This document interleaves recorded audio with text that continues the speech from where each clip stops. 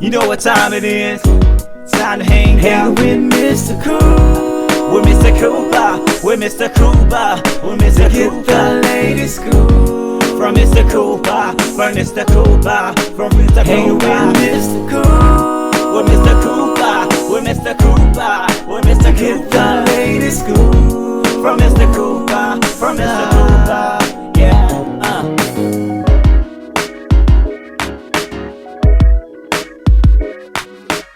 Welcome to the Big Scoop with Coop. I'm your host, Coop. Season 10 still going strong, people. If you haven't, make sure you go check out the website, thebigscoopwithcoop.com, to catch episodes from season 1 all the way up to now. Big shout outs to everybody that's watching on Facebook, facebook.com/The Big Scoop with Coop. Big shout outs to everybody that's watching on Instagram at Big Scoop with Coop. And also catch me on YouTube, youtube.com/The Big Scoop with Coop. Make sure you click like and subscribe so you don't miss one episode of The Big Scoop with Coop. Okay, people, enough about me. Today's guest, she has taken the music industry, the movie industry, and the television industry by storm. She has actually made music. An album is about to come out real soon. It's called Till the End. Also, she's made music that's called What You Want, More Than You Know, Just Pretend. That's just some of her music titles right there. Ladies and gentlemen, the one and only Miss Hayley Sales. Hayley just actually finished doing a movie with Bruce Willis that's called Corrective Measures that you can catch on Tubi. Also, make sure you look up her music on YouTube. Look for her album. It's coming out real soon. She's doing big things, guys. Make sure you keep up with her. Follow her on Instagram also at Hayley Sales. All right, ladies and gentlemen, enough of me talking about her. We're going to talk to her together, all right? So sit back, relax, and enjoy. Ladies and gentlemen, Miss Hayley Sales. Welcome to the show. Oh, well, thank you so much for having me. You're amazing already. So how's your day going so far? It's good. I just drove from LA to Vancouver, BC, because I'm about to film something tomorrow. So I'm a little out of it. But I made it. I did all my laundry. I'm unpacked. I can pack again. I'm great. That's what I'm talking about. Multi-talented. Yeah. I can do laundry. Life is good. You can't beat that. You can't. No, you can't. No, and it was free. So that's awesome too. Nice. Yes. Now, Hayley, like I told everyone already, you're a multi-talented. You're killing on the music scene. You're killing it on the movie and television scene. But just for the people that just getting introduced to you for the first time, when did you first realize that you wanted to actually come into the music industry? Oh boy. When I was a little baby. I think I must have come in with it. I joke about that because I was determined to become a superstar at 4. It took a while. It's still not happened. Talk about a delayed gratification. But yeah, I was born into a very artistic family. So in some ways I had a exposure to it very early and thought, oh, I can actually do this, which is rare. I fell in love, started piano, and drove my parents crazy. Like, you're driving me to this audition and this piano lesson. But yes, wow, it was amazing. But I had great parents. Of course. Now, Hayley, I tell people all the time, whenever you have a love for something at a young age, it's going to stick in you. And you're a proven fact right there that it's stuck in you. You don't give up when things get hard. When you start young, you're like, I already put in X amount of years, and it's like, I can't imagine a life without it. I don't even know what the purpose of life would be. It's so ingrained. Wow. Yeah. But I mean, your talent shows. I mean, it really does. So I got to give you props on that. Yes, most definitely. Thank you so much. Yes. Now, from the age of 4, like you said, you started at an early age. You done the piano lessons, and now look at you. Now you're killing it, even from the guitar all the way to the vocals. Piano, you're doing it all. What type of hurdles did you go through to get to where you are in your career today? Oh boy. Well, the most recent hurdles were I had it again really easy. I didn't know how lucky I was. I got signed as a teenager to Universal. Things were great. I was like, this is just totally the way it's supposed to be forever. It's so easy, right? Of course, you say that and you know what's going to happen after that. I did my third record with Universal, this time with the US, and the president and my whole team left the company a week after delivering the masters. And I'd spent about 4 years producing. Like, I was so in it. We had an orchestra, like it was majestic, and I had spent so much time on it. And as happens unfortunately with many artists, that album got shelved and I was not allowed to buy it back, and it's still shelved. It's hanging out in the graveyard over in Universal Land. And I wanted to die, like, full transparency. It was my, it felt like the record I had been working towards forever. It was finally going to be released in the US. I was just devastated. And of course, decided to wallow in that for a very long time, probably too long. Mhm. uh, Torture, just, couldn't get over it. And finally, about 3 years ago, picked myself up, pulled myself together, and decided to do an album that was just the album I wanted to make for the first time. Because I think another one of the downsides of being in the industry so young is I was kind of a pleaser.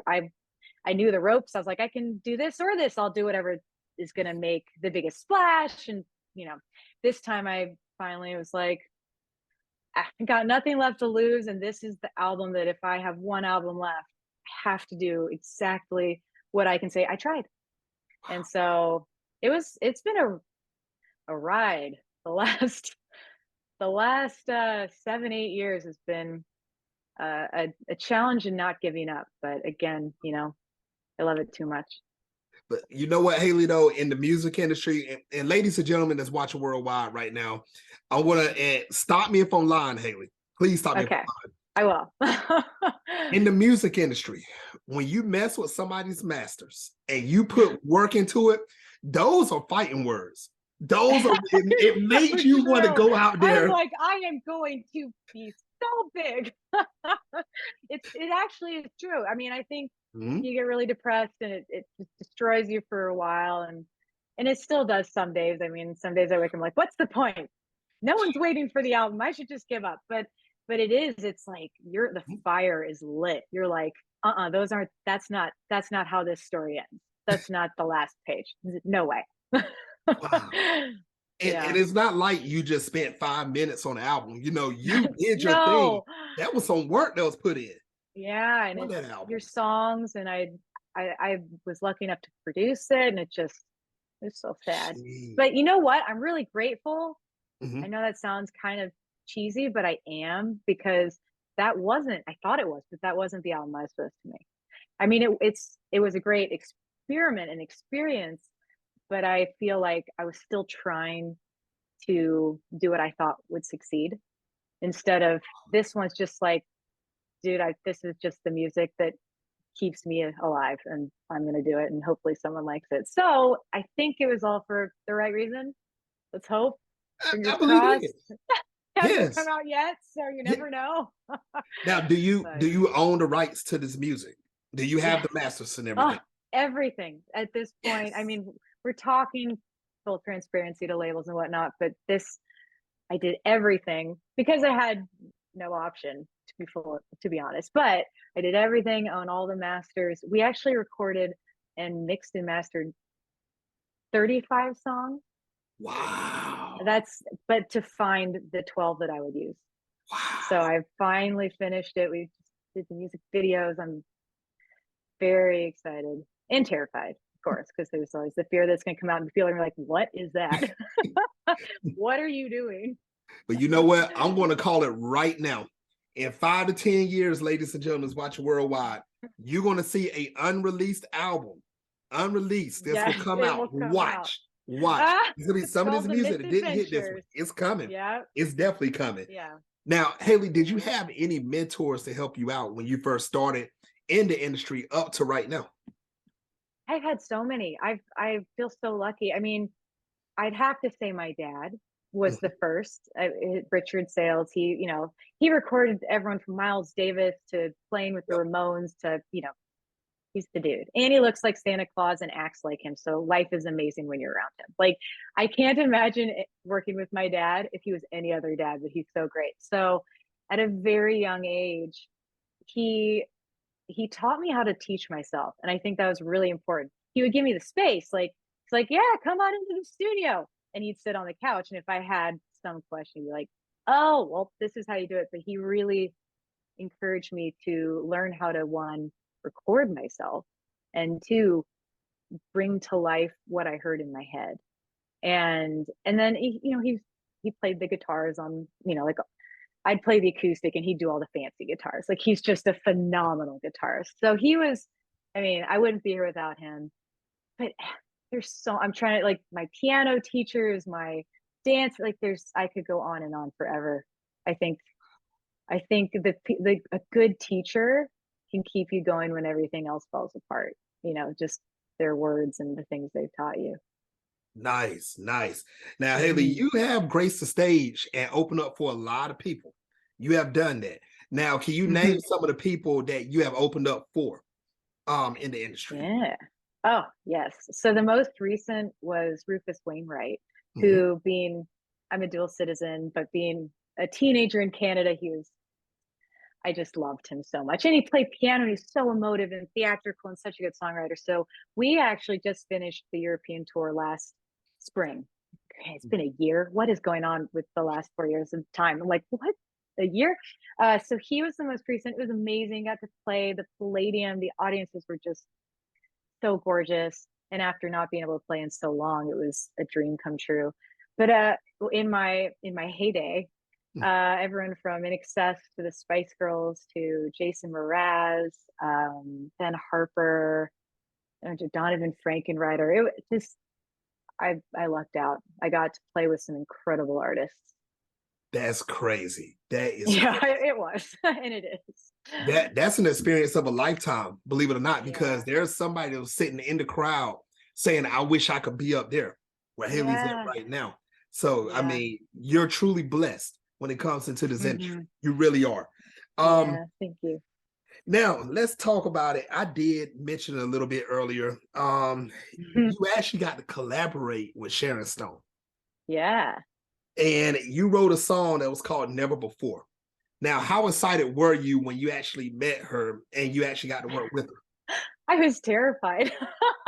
I mean, I'd never done a co-write. So my way of songwriting is it's not technical. I've never been able to write a song because I want to write a song. It's always, I'm laying in bed, I'm like, oh, and I run to the piano, so to go just with anyone to go in and think of writing a song at a set time with a set intention was scary. And then on top of that, for it to be the most beautiful, talented woman in Hollywood, I was a little terrified. So I walked in and, all done up and my little dress and kind of shaking internally. And she came down and just all the nerves went away. She sat next to me on the couch and we just talked about life. And she has this real, like, she is so centered in herself that being around her kind of calms you down.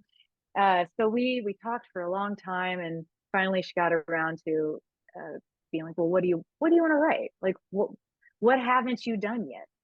And I was telling her how I grew up a hopeless romantic, just swept away by the 1940s movies and any rom-com you've ever seen and musicals. And then I remember her going, well, that's not really what you've done so far. And it's true. I hadn't really released that kind of music, even though I'd written it at a young age. She's like, let's do it. Let's write a song that is just that moment when someone just captivates you at such a deep level, you don't know what to do with yourself. And I sat at the piano and started playing around and started humming a melody that I thought would work. And she sat on the couch, bare feet, and just started writing. And then she'd run over to the piano and she's like, oh, I got it. And it was fantastic. There was some little fairy dust going on there because it was a co-write of a lifetime. And she's still such a good friend and kind of the reason I'm on the up, because nothing was happening for me. And about 2 years ago, she's like, let's do it. Let's release that song. I'll help you with PR. And so I owe so much to her. She's a powerhouse and a sweetie. So how did you get this set up? How did you meet Sharon? How did it all initially set up? Yeah, so I was working with a very dear friend of mine, Joel Roman. He was an Mhm. agent, and he knew her somehow, acquaintance with her, and she had come to him suggesting she's a phenomenal writer. I mean, she's written a book now and Yeah. all that, but she'd done songwriting and co-writes, but she really wanted to find a woman to to help out and kind of, so she's a mentor as well, you know, to get in there and try and really help. And I guess he shared my music, and he called me. He's like, just so you know, like Sharon Stone's interested in writing, and she might call you. I'm like, what? I thought it wouldn't happen. Forgot about it. A week later, I'm walking down the streets of LA and pick up a blocked phone number, and I hear, "Hi, it's Sharon Stone." And I almost fell into the street eating this tuna sandwich. It was so classic. So that's how it happened. And I Wow. went to her house about a week later and we wrote Never Before. Ladies and gentlemen watching worldwide, this is proof right here. Whatever you're doing and it seems like it's not moving, keep going because you Seriously. never know what's going to happen. Look at this. Mm-hmm. I mean, Hayley And is, it comes at the most unexpected moments too. It's yep. always, oh, it's nothing's, whoa, something's working. Oh, it's amazing. Yeah, never give up ever. It's always the day after you think you're going to give up that something really comes through. Wow. And not the way you expect it ever. That's And true. you know, like never how you expect it. It's pretty amazing that way. That's true. So, like I said, and like Hayley said, don't give up. You don't know what's going to happen tomorrow, Mm-hmm. an hour from now, even 5 minutes from now. If you're a musician, keep putting the music out there because you don't know who's going to hear it. You really True. don't. Mm-mm. You Yes. have no, it could be the one, like someone just turns on one thing or you pop up on one platform and boom, Jeez. that's how it happens. So That's what I'm yeah. talking about. That's what I'm Yeah. talking about. Now, we heard what you done in the music industry with Sharon Stone. Now, let's get in front of this camera. Now, you've done a movie called Corrective Measures, Yes. and you was right with Bruce Willis. Yeah. So now we're jumping from Sharon Stone to Bruce Willis. Now, how excited were you on this I in the was acting side? so excited. You have no idea. I've been such a Bruce fan my whole life. I mean, he's just got such a, like, the camera just gobbled him up, you know, like he's so magnetic on camera. And of course I was again a little terrified. But when the first day we shot together, he was, you know, doing some promo stills and saw me across the room. We hadn't been introduced yet. And he comes up, he's like, "Hi, I'm Bruce. You're Hayley." I'm like,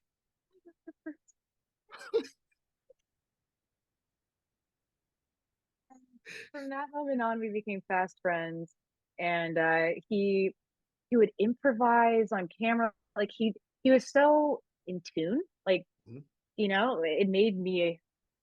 I was drawn into him. You know, it was one of the best acting experiences of my life. And oh, it's so sad. It's so like Yeah. it's so sad to hear what happened. I mean, at that point, I didn't see it. You know, he was so put together, and whether he was dealing with it, he was so professional. It was amazing. So Mhm. You're right. sweetie of a man. I felt like he treated me like a little niece or daughter. Yeah. And it's Bruce Willis. You're like, oh my God. What? What's happening? Exactly. Exactly. Now, Hayley, I know Bruce has made 1.7 billion movies in his career, it seemed like. Now, besides saying Corrective Measures, what is your favorite, or let's say your top three favorite Bruce Willis movie? Well, I have to hands down say, I know it's so predictable, but Die Hard. I just love that. I mean, it's such a classic combination of romance and action. I remember someone telling me to watch. I'm like, I don't like that movie. And I fell in love with that movie. And is it, I feel like I'm forgetting the title probably because I'm so tired, but is it Death Becomes Her? Is that the one? I I'm think it not is. sure. He plays It's He, him. I think that's it. I And think that's it. it's Death Becomes Her. I'm Yes. like, I'm gonna write it's gonna be the wrong title, but that is so good. I just love seeing him in that character because he's so different. Yeah. How did you feel about him in Armageddon? I think Did you he's ever see good. that? I didn't see Armageddon. I'm like, wait, have I What? seen that? I don't think I've seen that. Okay, this is your I need homework to okay, assignment. bye. Yeah, this is your homework assignment. By next Oh my weekend, gosh. you have to watch Armageddon. It came Okay. out in about 97, 98. It came I out around missed that it time. somehow. Well, Oh, I know why, because I was still totally living in the 1940s at that point. Like I didn't even know that modern films existed. I was like singing in the rain for me and my gal. Like I was such a misfit.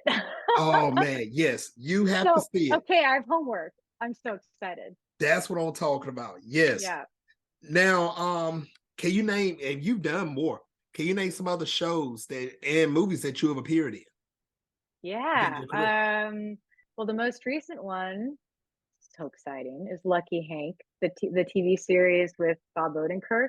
So Mhm. we just finished filming that in December, and it was my first stab at comedy in front of the screen. And it was those guys, I don't know how they keep straight faces. They had to cut on me so many times because I would die laughing because they just improvise at the end of the scenes, and it was great. So that comes out. I get to play this fun, kind of zany news reporter that falls into the faculty inner circle. I can't say anymore, but that was amazing. I'm trying to think. My real break was Cedar Cove with Andy McDowell. That was I'd been working at it for years and couldn't book anything, and then got that, and that was she was such a darling. I feel like I've gotten to work with such sweet. I'm so grateful, such sweet people. I'm sure there's not sweet people out there, but I've been really blessed. Like I'm sure you're there. I'm sure I'll come across you at some point, but not yet.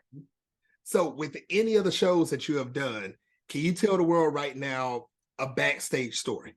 How was the environment on any show? You picked the show. How was the Well, environment okay, when the cameras was off? so Deadpool 2. Uh Ryan Reynolds wasn't in any of the scenes that I was in, Mm-hmm. but he is such a cool dude. He came down to set and was there the whole day, the whole like all the times I was filming. And whenever I'd go off stage, like he and his co-writer, we'd I'm like, I don't know if I can say that on camera. We'd hang out. No, nothing bad, just a bad word. We'd hang out, and he gave me some great advice about writing scripts. Because one of the other guy was like, "Oh, I watch all the best films. Like I really study like the Oscar winners." And Brian was like, "I watch the worst ones. I figure I can do worse than that," and inspires me. So it was this fun, just hybrid of learning their writing methods, and yeah, it was great. He was FaceTiming Blake. He was like, "Say hi!" Just the sweetest guy. Yeah. So Nice. that's a little tiny story. Nice, nice. Now Mhm. everyone is watching worldwide right now. If you haven't, make sure you can IMDb Hayley. You can look her up, Google her. I'm telling you, you want to check out all the shows and movies she has done. You also want to check out her music. I mean, it is nice, very nice. Just to Thank name you. some of the titles she's done, What You Want, More Than You Know, Just Pretend. If I keep naming more, the show's gonna be over. So look them up right there to start off, and you'll see what I'm talking about. Now, Hayley, are there any other projects that you're working on right now that you'll like the world to know about? Well, the biggest is this album till the end. So I mean, that's been kind of all consuming the last year and some change, and that will hopefully come out later this, I'd say fall. And we just did a music video in LA, and I got to bring out my tap shoes and my dance skills from way back in I have not danced in so long, but this guy was phenomenal, the dancer that I got to work with and the choreographer. So it's kind of a nod to old Hollywood. It's amazing. So keep an eye out for Lose Me Forever when that comes out. And I'm actually getting to play a fun little part on an MOW called Something New that I start Mm. In a day, I started a day. That'll be a fun one to watch. A little murder mystery. Nice, nice. Yeah. Now, is that the same tease that you gave? I'm talking about the shoes right now. I think on Instagram, you actually posted a picture of the shoes. Well, Are those the shoes? that's such a crazy story. So I'd never met this dancer. His name's Jason Glover. Never met him. He never talked to him before. Show up to dance rehearsals, and he pulls out his shoes, and I pull out my shoes, and we have matching shoes, like the same color, everything. It was one of those kismet moments where like, whoa, that's crazy. So that was when the stars aligned Instagram post happened. And actually, funny story about those shoes. I did wear those shoes, and we were dancing in a warehouse with it was very gravelly and lots of divots and whatnot. And we're doing lifts, and he's dragging me across the floor, like all the swoony dance stuff that you could dream of. And after getting dragged, at one point, I stand up and I'm like, "What's the whole soles of my shoes had fallen off, like the rubber was just like bloop, bloop, bloop, bloop, bloop." Oh my God. And we had to finish for continuity the rest of the day with these flappy shoes that were kind of taped together. I don't know how the director is going to have some fun editing that one, because it's definitely like when I twirl, you can see this like open mouth in my shoe. I was gonna throw them away. I'm like, these are never getting used again. And then Jason was like, "No, you have to keep those. You legit destroyed your shoes dancing." That is so.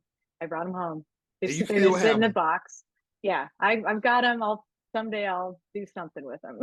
Oh my gosh. Yeah, you can't get rid of them. You can't. That's a story inside of a story right there. I know, right? They're just like my feet were on the ground. Like that's how destroyed they got. So it's classy. Wow. Yeah. Now, speaking of Instagram, what is the best way for everyone to follow you on social media so they can keep up with everything that you're doing? I mean, I'd say Instagram, Facebook, YouTube. I'm trying to do TikTok, but I just kind of forget about it sometimes.